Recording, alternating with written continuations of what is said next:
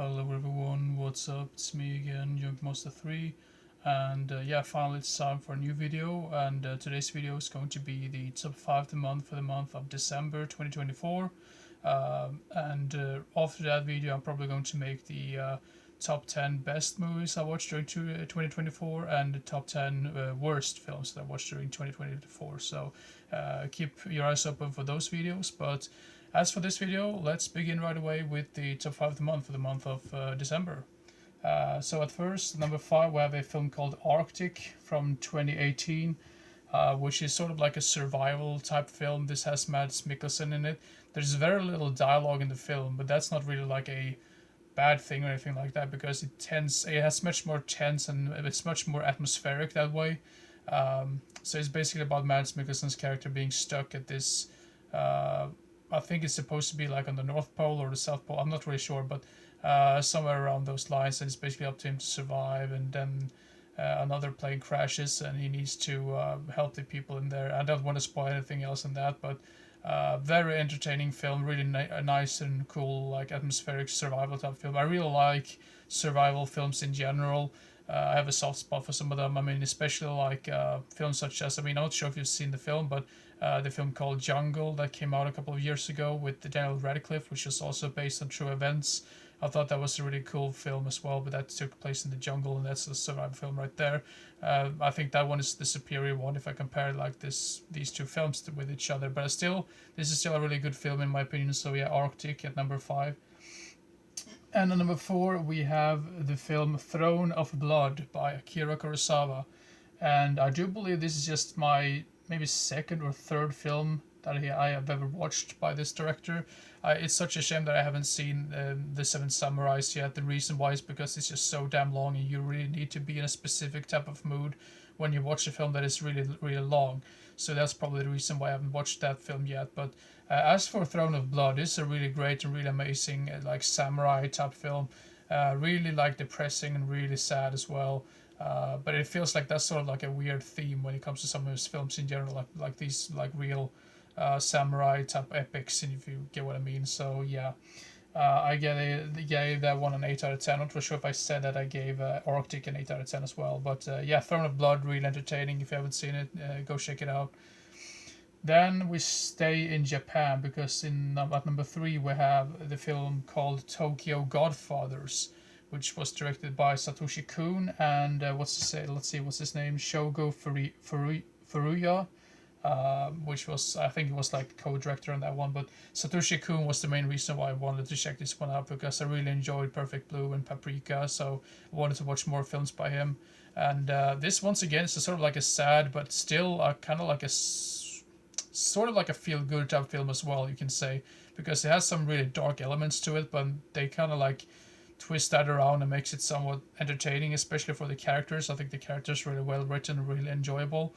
And yeah, it takes place on Christmas Eve as well, so that's the reason why I watched it during December as well. So I just thought, well, I'm in the mood for some of these Christmas-related films in general. So yeah, Tokyo Godfathers at number 3. Then at number 2, we have a film. This was probably the only 90s Disney film that I had not seen before. And it's the film from 1995, the film Pocahontas, which I've heard some really bad things about and some good things about, but I've heard it's supposed to be one of the weaker Disney films that came out during that era. And I'm kind of surprised by how much I enjoy this one. But once again, it feels like with some of these newer Disney films, it feels like they're having way too many songs in them. It just feels like they're really desperate to have like an Oscar nominee for like, oh, the best song or something like that, which I actually think this one had like nominated for the best song or like soundtrack or something like that. But I went into this with pretty low expectations, but I thought it was really good and really interesting and well written characters. I was kind of surprised by the ending, not in a bad way, but actually a good way, because that felt like it was like the most realistic ending to that. Otherwise, they could have like stuck with that typical Disney ending. I'm not going to spoil the film for you if you haven't seen it, but really, really good film in general. I was really surprised by this one. Of course, not as good as some of those other 90s films in general from Disney, because they were really at the top of the game at that point. But anyway, Pocahontas at number 2, another 8 out of 10. And then at number one, we have a Western film with Klaus Kinski, and the film is called The Great Silence. Um, and apparently, the main guy who plays the main character in this film, he didn't know English or Italian, I believe. I'm not really sure if this is like an Italian. Yeah, this is an Italian production because it's directed by Sergio Corbucci, who also directed the original Django film and other really great. I mean, I don't come to think of any other like Western film at this point that I've seen by that guy, but I'm pretty sure I have. But so whenever I see Sergio Corbucci's name like popping up like in less like a director in a Western film, I really want to watch it because I'm a big fan of Django especially. So yeah.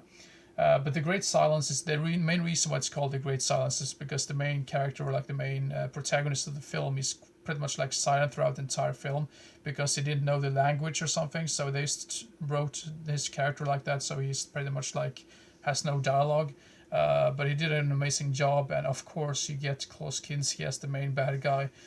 This one actually had two different endings, which was I'm not gonna spoil it for you, but there's like one specific ending which they went for the main film, and then there was like this alternate ending that came with the DVD that was like special features. So I watched that one as well, but I really prefer the one that they went for in general. So yeah, I'm really glad they did that, even though it was interesting to see that other ending. So yeah.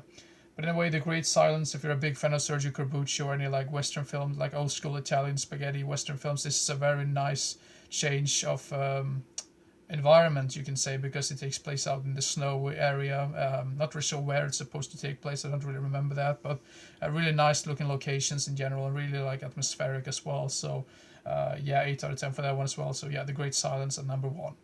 So yeah, that's it. That's it for the top five of the month for the month of December 2024. The next one is probably going to be the top 10 best movies that I've watched during 2024.